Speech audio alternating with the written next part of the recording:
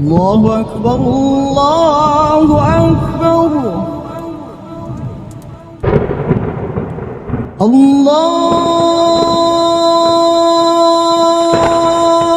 أكبر الله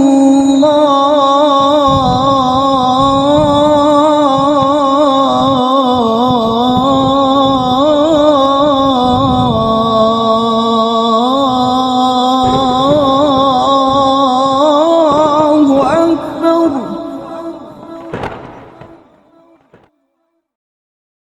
আলো ফোটার পূর্বে নিদ্রা ত্যাগ করে 4 মা মেয়ে একসাথে নামাজ পড়ল। এরপর বারান্দায় শীতল পাটি বিছিয়ে 3 বোন পড়তে বসল। রাতভর ঝমঝম করে বৃষ্টি হয়েছে। বর্ষা স্নানে সিগ্ধ প্রকৃতি, মায়াবী সকাল। পূর্ণার ঘুমাতে ইচ্ছা করছে।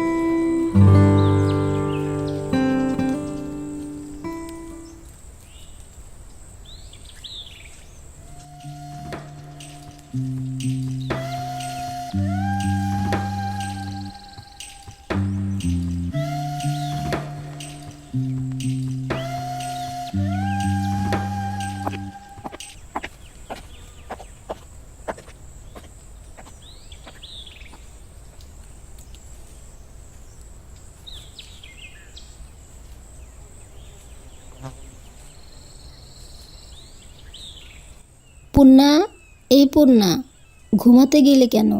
আয় পড়তে বস।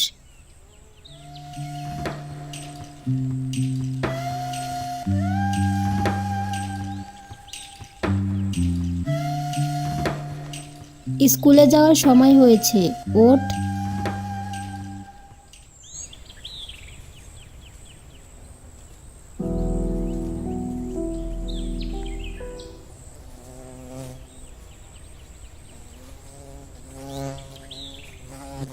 পূর্ণা ঘুমে?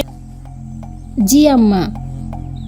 সে জানে না স্কুল আছে, তবু কোন আক্কেলে ঘুমালো? পূর্ণা নির্ঘাত মার খাবে আজ। তুমি যাও আম্মা, পূর্ণা কিছুক্ষণের মধ্যে তৈরি হয়ে যাবে।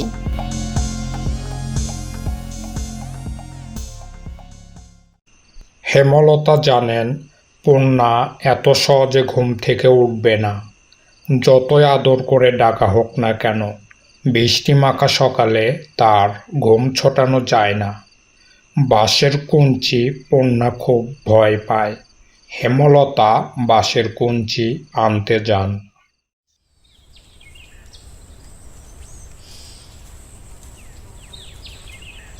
পূর্ণা ওঠ, মাঠটা খাওয়ার আগে ওঠ। এই পূর্ণা, পূর্ণা রে, পূর্ণা ওঠ।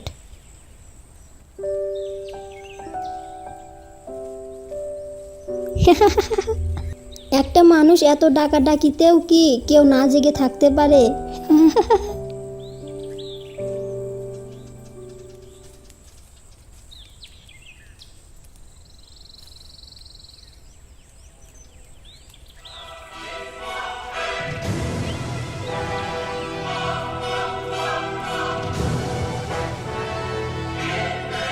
না আপা, সরো।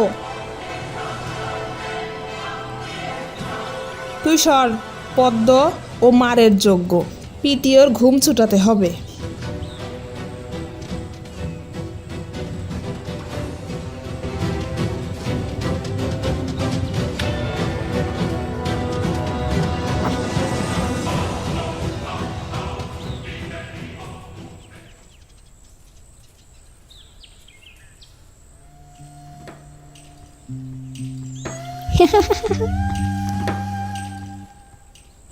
আর হবে না আম্মা, সে তো প্রতিদিনই বলিস।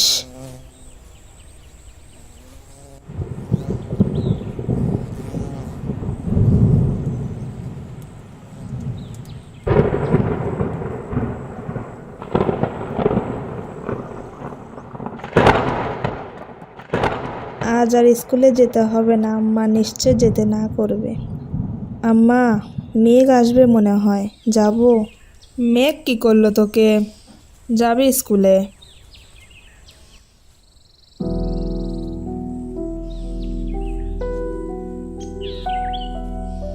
বসে আছিস কেন? জলদি কর, নয়তো আবার পিটুনি খাবি। পূর্ণা বিরক্ত নিয়ে তৈরি হলো।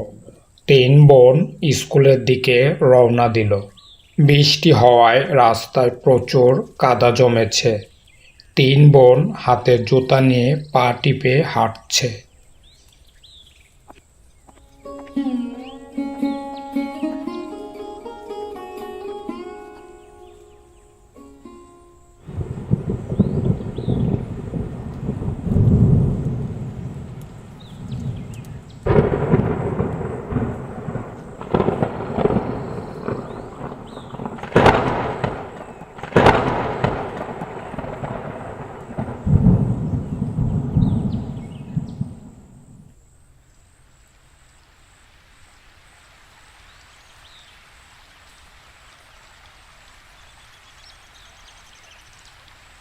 ধ্যাত, ভিজে স্কুলে গিয়ে কী হবে আপা? দেখ, পায়জামা হাঁটু অবধি কাদার পানি দিয়ে কী হয়েছে? বুঝতে পারছি না কি করব, স্কুলে যাব নাকি বাড়ি ফিরব। আপা, বাড়ি যাই।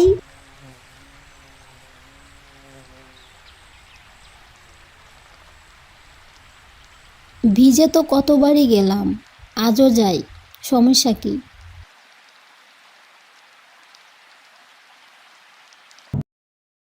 স্কুল ছুটি হওয়ার আগেও বৃষ্টি পুরোপুরি থামেনি। তখন গুঁড়ি গুঁড়ি বৃষ্টি পড়ছিল। বৃষ্টি ভিজেই ফেরার পথ ধরল দু বোন।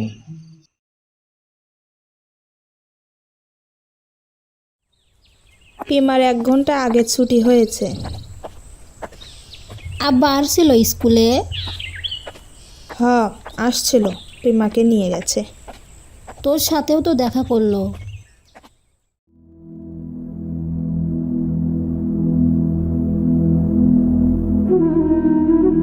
পূর্ণার মন খারাপ হয়। আব্বা কেন তার এত ভালো আপাকে ভালোবাসে না।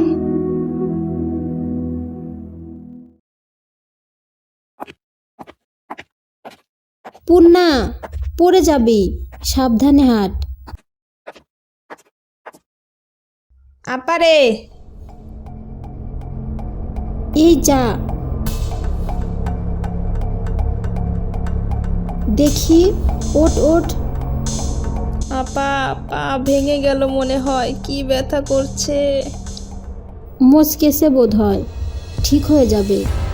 ওঠার চেষ্টা কর, আমার গলা ধরে চেষ্টা কর।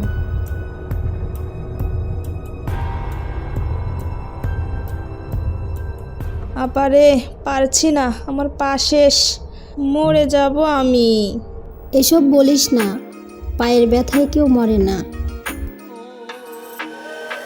আহত পা ফুলে 2 ইঞ্চি উঁচু হয়ে গেছে। তা দেখে আতঙ্কে পদ্মাজার চোখ মুখ নীল হয়ে গেল। তার কান্না পাচ্ছে খুব। পদ্মাজা পূর্ণার পায়ে আলতো করে চাপ দিতেই পূর্ণা চেঁচিয়ে উঠল।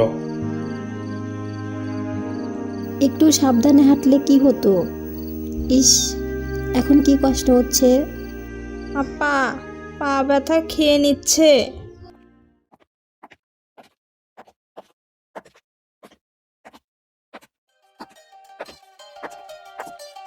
পূর্ণা রে, আম্মা আসছে।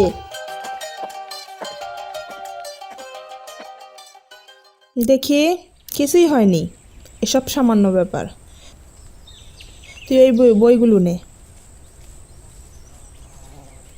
হেমলতা এদিকে সেলাই করা কাপড় দিতে এসেছিলেন।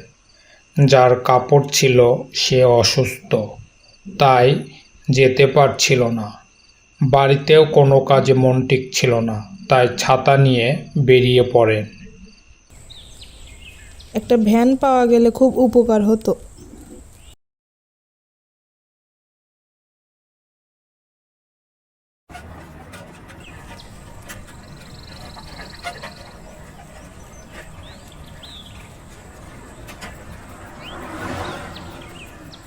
এই মামা ব্যান থামাও তো।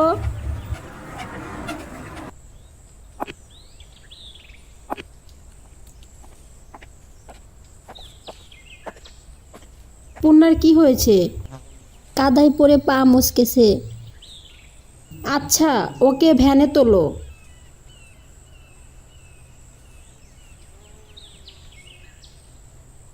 হেমলতা, চিত্রা, পদ্মজা এবং পূর্ণাকে তুলে দিয়ে লিখন সহ বাকি দুজন সহকর্মী ভ্যান ছেড়ে দিল। তারা হেঁটে ফিরবে।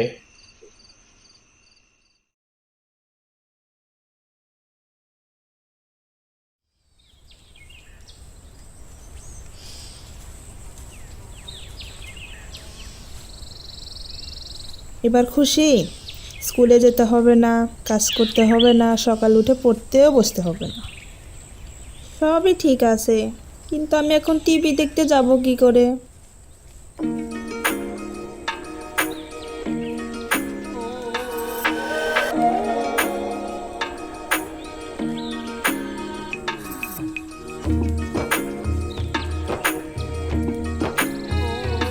মোটেও খুশি হইনি।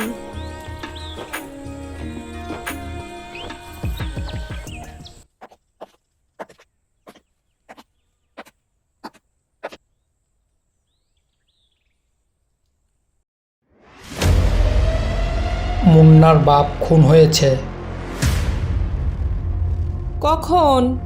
দুপুরের কথা। দুপুর 2টো কি 3টায় গ্রামবাসী জানতে পারে এই ঘটনা। লাশ নোয়াপাড়ার ধান খেতে পাওয়া গেছে।